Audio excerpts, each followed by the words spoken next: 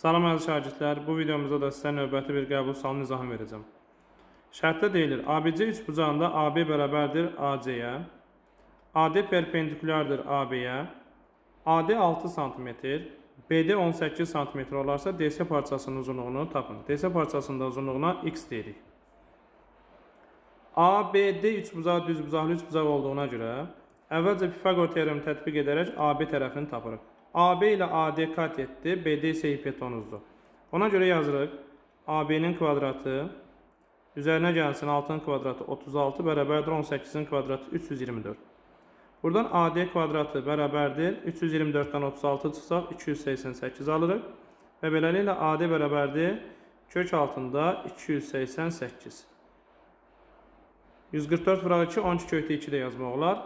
Ancaq bu şəkildə saxlayırıq 288. Şərtdə AB-nin AC-yə bərabər olduğunu verib. Bu da olur kök altı 288. Şəkildən göründüyü kimi BAC deməli bərabər yanlı üçbucaqdır. Bərabər yanlı üçbucaqda təpədən oturacağı çəkilmiş ixtiyari parçanın uzunluğu, yəni AD-nin uzunluğunu bu şəkildə tapa bilirik. AD-nin kvadratı bərabərdir. Yan tərəflərin hasili AB vurulsun AC çıxılsın oturacağın bölündüyü hissələrin hasili. AD vurulsun DC olur. AD-nin kvadratı 36 bərabərdir.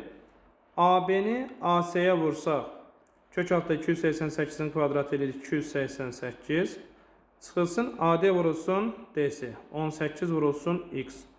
Buradan 18x bərabərdir. 288-dən 36-nı çıxsaq 252 eləyir və buradan da x bərabərdir 14 alınır.